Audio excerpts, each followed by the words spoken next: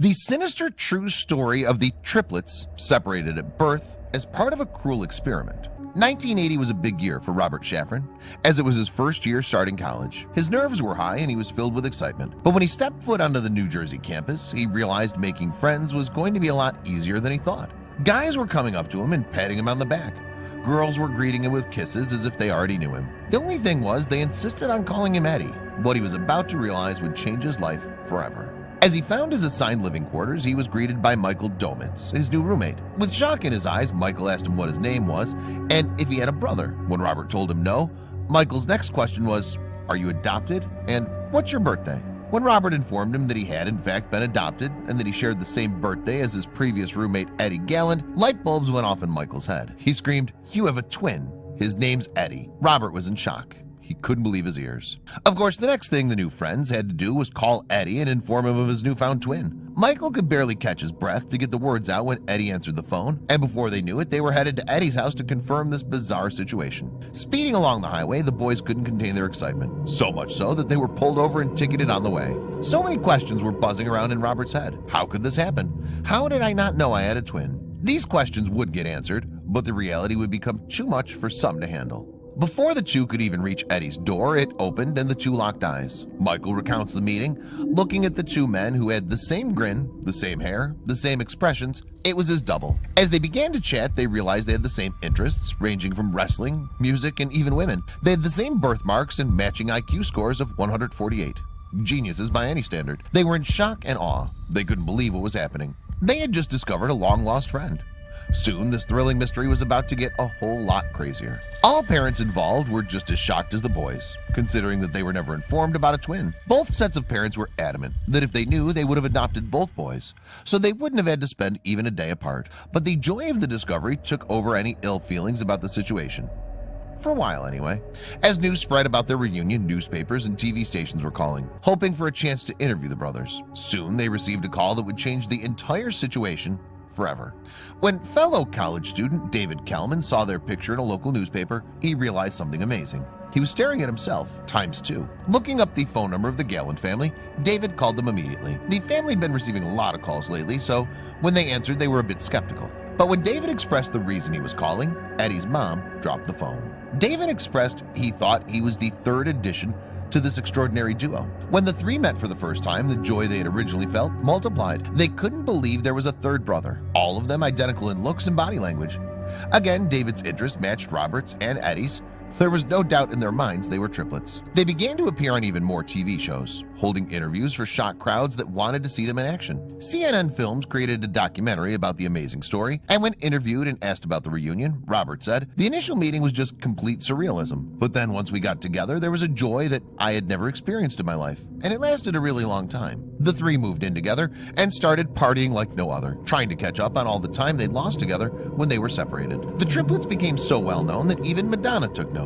She got them a cameo in her 1985 film, Desperately Seeking Susan. These genius-level boys were smart enough to use this newfound fame to start a life for themselves. Working as waiters during college, the boys realized starting their own restaurant was something they knew they could thrive at. They decided to open up their own restaurant, fittingly called The Triplets, in New York City. In the next couple of years, the boys turned into men, and all met great women, got married, and started families. They spent all day together, as well as putting on family gatherings whenever they could. They knew family time was the most important thing to them. Life was good. For a while, anyway. Curiosity grew among the triplets as to where they came from, who their birth parents were, and why they were separated. They eventually tracked down their birth mother, and after a while communicating, she agreed to meet with them. It wasn't a joyful reunion, but it wasn't one filled with sorrow either. She was a young woman when she got pregnant by a man she barely knew. She decided to give the triplets up for adoption as she wasn't ready to become a mother. She had clearly suffered from a life abused by alcohol, and the men weren't interested in furthering a relationship after the initial meeting. After all, they already had loving parents. Their birth mother didn't know that they were going to be separated, and she couldn't shed light as to why they were. But David knew he wanted more answers, so he initiated an investigation. All the adoptive parents involved went back to Louise Wise Services, the adoption agency that adopted the boys out. The agency met with the families but gave little to no information as to why they would ever separate the triplets. They said that it was harder to adopt 3 babies than it was to find them homes individually. Leaving unfulfilled, the parents felt there was more to the story than they were being told.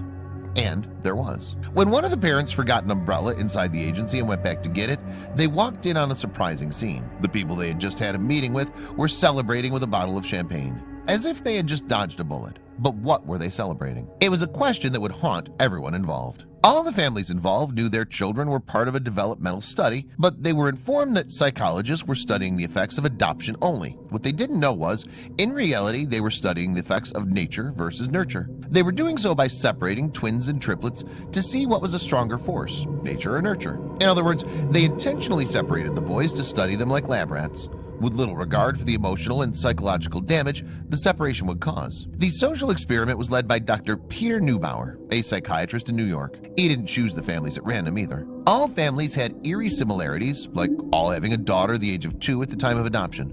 They all had different levels of wealth, a purposeful decision to gain further information on the nature versus nurture theory.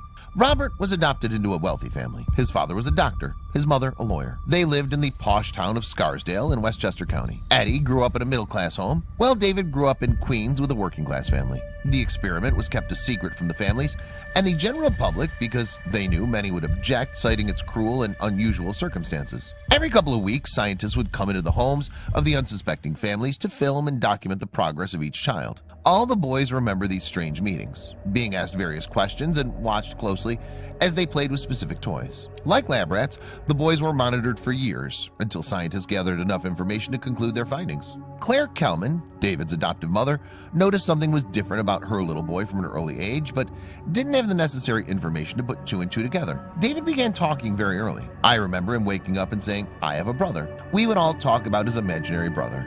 Only after all the situation was revealed did they know what was going on. It later emerged all the boys exhibited symptoms of separation anxiety during infancy. But that only made sense in hindsight, she said during an interview in the documentary. What's even more haunting about this case is that the set of triplets weren't the only ones affected by this heinous experiment. There are at least 4, perhaps dozens of other groups of children who were separated, many of which still don't know they have siblings out there. So why wasn't this information released? When the triplet story came to life, the backlash was immense.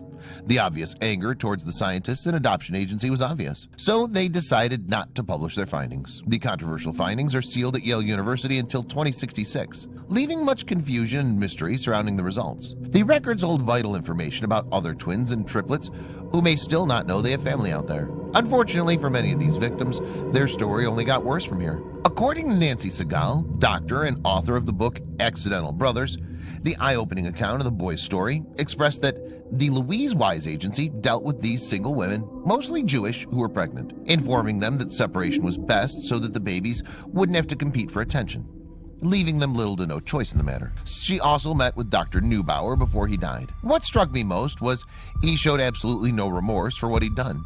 He still felt he'd done the right thing. What's shocking is Dr. Neubauer's study has been compared to the Nazi twin studies, as many similarities have been noted. What's even more shocking is that Neubauer, a Jewish man himself, escaped Austria when it was under Nazi rule, only to come to the United States and continue the unethical experiments against twins. The experiment had a drastically negative effect on the brothers, and all of them coped differently. Eventually, they decided to close the restaurant and go their separate ways in regards to careers. They've been pursuing an apology from the adoption agency and compensation for all the harm done against them, a battle they're still actively working towards. But for one brother, the truth was too much to handle. At the tender age of 33, Eddie ended his life, killing himself in his home after years of crippling depression. Depression brought on by the horrid truth of what happened to him and his brothers. He wasn't the only one to end his life either. Although the names of the other twins aren't publicly known, it's noted that at least 3 of them also committed suicide. This is a clear indication that separating babies born together has a drastic and damaging effect on their psyches. Nothing will bring these people back. And for Robert and David, nothing will erase the idea that Eddie's suicide could have been prevented. The adoption agency still hasn't issued an apology to the brothers, but the Jewish board, who many believe was aware of the circumstances, made a public statement regarding the documentary Identical Strangers. The Jewish board does not endorse the study undertaken by Dr. Peter Neubauer and is appreciative that the film was created an opportunity for a public discourse about it, a spokesperson said. We hope that the film encourages others to come forward and request access to their records. The Jewish board has no role in the separation of twins adopted through Louise Wise. Although the results were never published, Dr. Segal came to her own conclusions about the study, citing that Neubauer's study found that genes have a more pervasive influence than we thought, as most of the separated twins involved in the unethical experiment ended up being extremely alike, even in death. The brothers are now 56 and still fighting for justice in the case. Although they can't get back the 20 years stolen from them, they deserve at the very least recognition and respect. They refer to us as participants, he said. We weren't participants, we were victims. To get more information about this case and to get to know the brothers more in depth, watch the documentary Identical Strangers.